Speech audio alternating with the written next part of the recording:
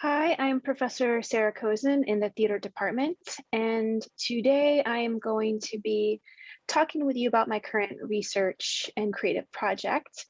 I am going to be directing a play this fall called Everybody by Branden Jacobs-Jenkins in Keck Theater as part of our fall season. And in this talk, I'm going to introduce you to the play, the medieval morality play that it is based on, and why I'm directing it this season in particular. I'm also going to get to why there is a bingo cage in this image. So I come to my artistic practice as a performance studies scholar. And for those of you unfamiliar with performance studies, it's one way I like to define it is it's an interdisciplinary field that uses performance as a lens to examine phenomena in the world. So our objects of inquiry could be a very traditional play, something like Dear Evan Hansen or Oklahoma, to subjects that you might not associate with theater, such as the aesthetics of street protests or performances of identity, or my specialty, performances of law. And we mix performance practice with critical theory and analytic research. We also use performance as one of our research methods, experimenting with how embodied practice can foster a deeper understanding of an issue or question that resonates for us. And we can also begin to dismantle certain norming practices and behaviors by performing alternatives. So with this as my backdrop to my directing, I enter every project asking, what is the impact of this play now? And how can that impact be amplified in the rehearsal and in the performance process? So now let me tell you about the play. So what is this play about? This play is a play about death, and it's also about love, but it's mostly about what happens when you die, or rather what happens after you die. Everybody is Jacobs-Jenkins' contemporary adaptation, or as New York City's signature theater called it, his riff off of the 15th century medieval morality play called The Summoning of Everyman. And here you can see this image. This is an image from the frontispiece of an edition of the play that was published in 1530. And you see here, every man with death. So while every man's origins may actually be Buddhist, that's what they think, the Middle English text was written during the Tudor period, and it was thought to be authored by a couple of monks, or maybe just one monk, or maybe it came from a Dutch translation. Nobody exactly knows for sure. But this version of Everyman, it reimagined the story as a play about Christian salvation and how one can achieve it. It traces the journey of a protagonist named Everyone, a name that obviously signifies to the audience that every man stands in for any one of them. And everyone has been visited by death. That's the character I just showed you, who tells him he's dying. And the play follows every man on his way to Judgment Day, where he will make an account of his life before God, who will judge him for all the things he did or failed to do. Morality plays are allegorical, which means the characters are personified types. So along every man's journey, he encounters characters like death, beauty, kinship, good deeds, to name a few. And all these characters are played by actors, of course, who through their acting and their costuming express these types. And I've shown this image here. You can see some of the characters from some morality plays in these images here. And these plays were popular entertainments, and they were staged outside churches and performed by laymen. They used everyday vernacular to connect with the audiences in order to more effectively deliver the message of how to be a moral Christian. Because these plays were inherently pedagogical, they were teaching plays. And they employed humor, fear, emotions that would likely hook the audience and keep them from walking away from these temporarily built stages. And like with most didactic performances, the message is very clear. Obey God and live a life virtuously, and you will go to heaven. And if you don't, then eternal damnation and hellfire awaits you. So what Jacobs-Jenkins does is he imagines the piece as a morality play for our time. And he takes the original and he riffs off of it. And I like the signature theater's words riff because it alludes to a kind of improvisatory and experimental play that stands out to me in most of Jacobs-Jenkins' writing. And the root of the riff in this play begins with this question: what would a morality play be like for our time? And because morality plays, like I mentioned, are inherently pedagogical, Jacobs-Jenkins had to determine, what is he teaching the audience? What is the lesson he will impart to all of us about how to live a good and virtuous life, about what really matters during this short time we have here on Earth? And how can he answer these questions or point to these answers without centering religion as the core metric to determine what will happen to us in the afterlife, if there's an afterlife? So in Jacobs-Jenkins' version, the protagonist is a character named Everybody, selected randomly each night of the show. That's the reference to the bingo cage in the original slide, and you can see the bingo cage in this image from the Signature Theater production in 2017. So every man selected every night, and so are all the characters in the play. There's a couple who aren't, but most of the characters in the play. A convention that playfully mimics the randomness of death and also makes it so each night there are 120 possible casting combinations. So yes, this is an extraordinary challenge for everyone involved. And like in the original premise of the original morality play, everybody death comes to visit everybody and tells everybody that they're dying.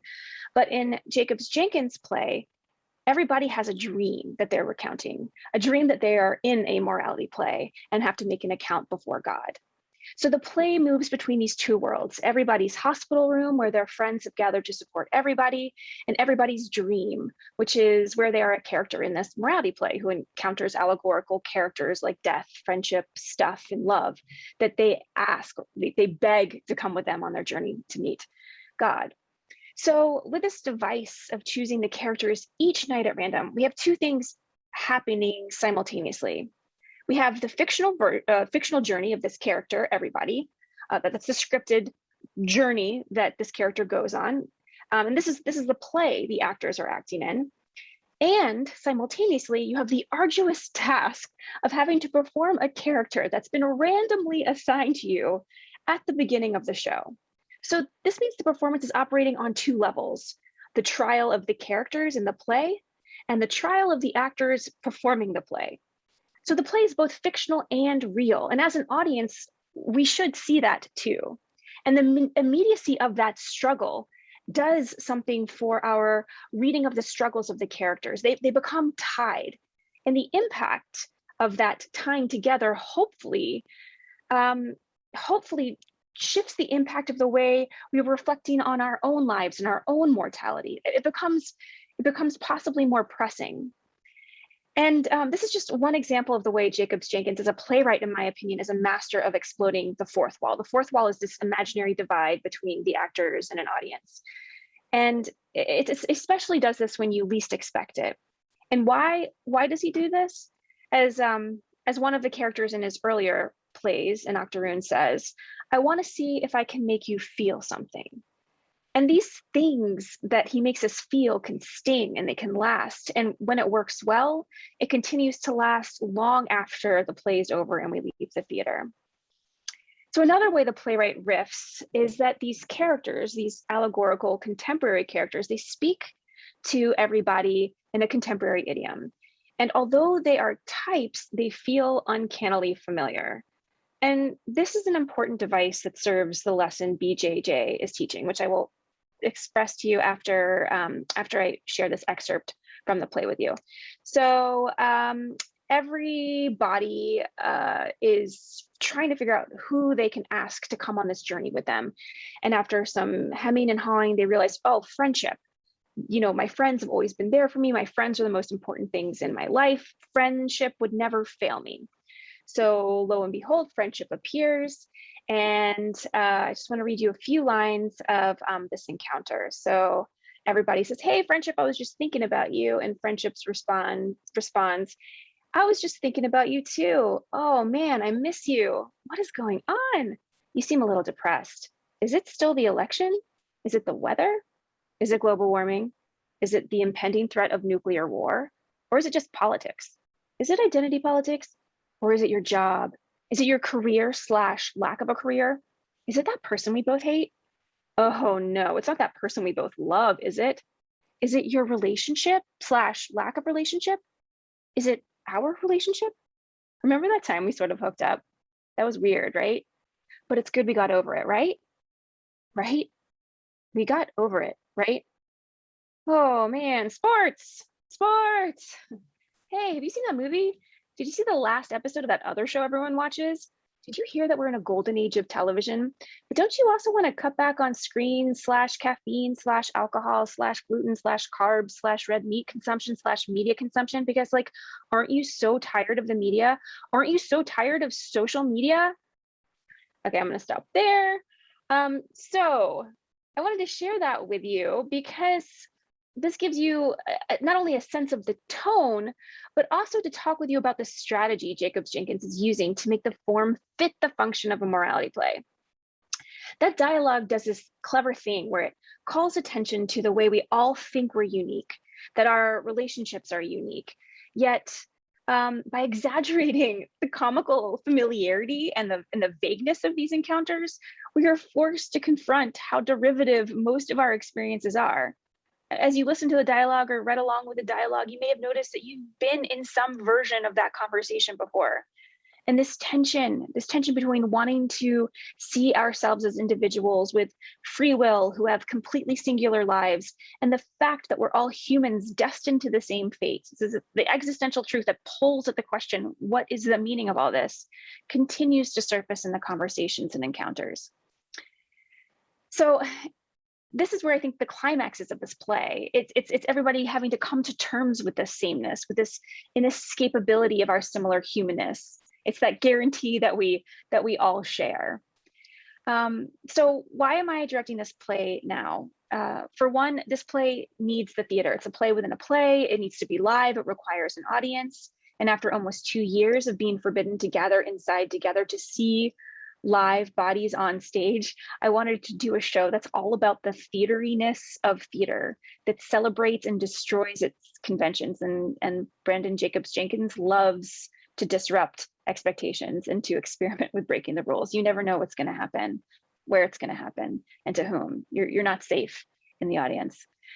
And reading his stage directions also, for me, it's sometimes like entering a fever dream. As a director, this is super exciting because it's a challenge. Like, how can I fulfill a stage direction that says the walls begin to close in, or skeletons dance macabre in a pure light and sound, a landscape of pure light and sound?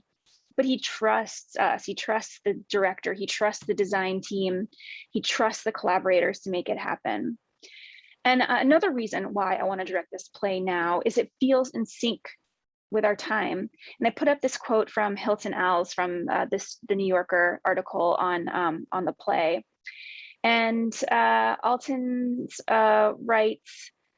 Als writes, "We are all the cruel custodians of a mortality we can't prevent."